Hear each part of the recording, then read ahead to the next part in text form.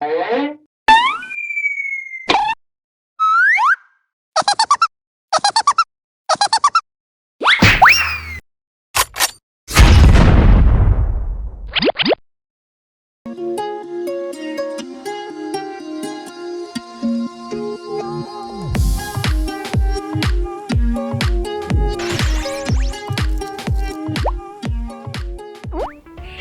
tacticians! Welcome to Evelyn channel, and I recently discovered a new way of playing with soldiers by some pro players.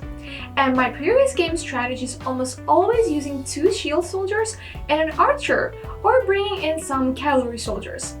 This is a way to rely on the soldiers to do damage, but if the opposing commander activates stun skill or madness, our soldiers won't be able to launch an attack.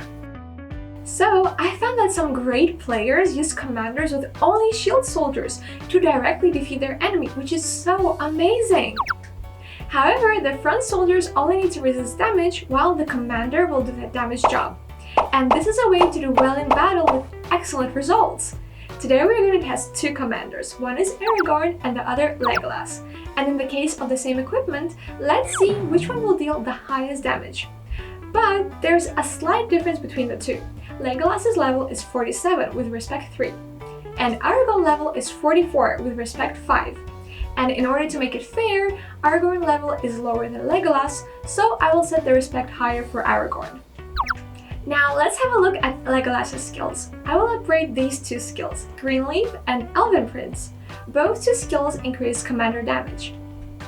Next, I will upgrade Aragorn's Endural and Strider skills. The other skills are a little bit different than these 2 skills because they increase damage, while Strider skill is for equipment attributes plus 30%.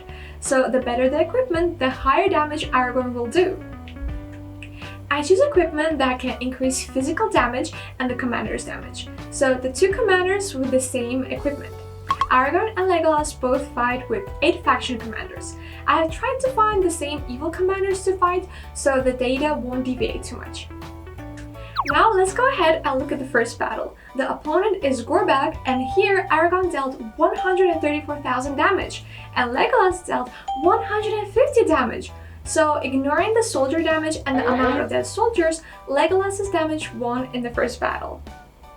And in the second battle, the opponent is the Witch King. Aragorn dealt 87,000 damage and Legolas dealt even more than 87,000. You can see that the powerful Witch King has a skill called Lord of Nazgul. It can reduce the opponent's commander's damage by 30%. And this is a very restrained way to limit our damage. However, the damage winner in this battle is Legolas. In the third battle, the opponent is Yusra. Aragorn dealt 165,000 damage and Legolas dealt more than 136,000 damage, so Aragorn won! In the fourth battle, the opponent is Shargat. Aragorn only dealt 165,000 damage, while Legolas dealt a whole 226,000 damage. So why does Legolas deal such high damage? Could it be that Legolas brought a bow and arrow and the opponent just happened to be using flying soldiers? So it seems like the ranged commander deals extra damage to the flying soldiers. So there is no doubt that Legolas won. So in the fifth battle, the opponent is Shadow. Here, Aragorn dealt 38,000 damage and Legolas dealt more than 170,000 damage. So here we can see a very significant damage gap in the battle. The opponent commander with the Oathbreaker, who can immune to 90% of the physical damage, is the most restrained to our way. So if you encounter this faction, I will strongly suggest you to change a battle strategy. And in the fifth battle, Legolas won. In the sixth battle, the opponent is Gothmog. Here, Aragorn dealt 45,000 damage and Legolas dealt 56,000. So this battle's opponent, Gothmog, has 2 skills to defend against physical damage, which also limit the implementation of our strategy. But still, Legolas dealt higher damage and Legolas won! In the seventh battle, the opponent is Black Serpent. Here, Aragorn dealt 139,000 damage and Legolas dealt 177,000 damage. So Legolas won again! In the eighth battle, the opponent is Mouth of Sauron. So here, Aragorn dealt 167,000 damage and Legolas dealt 169,000 damage. So Legolas dealt more damage and won yet again.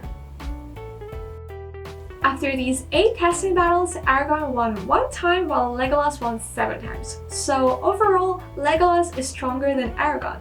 And in the accurate measurement, due to the specific 5th battle, which is against the Shadow, so let's remove this battle value and also remove the highest damage and the lowest damage. So the average damage of Aragorn is 138,000 and Legolas's average damage is 144,000.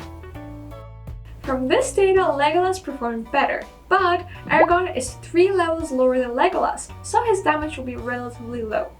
The test results will be a little bit based because Aragorn's skilled Strider equipment attributes plus 30%, so if the equipment is better, his damage will be higher.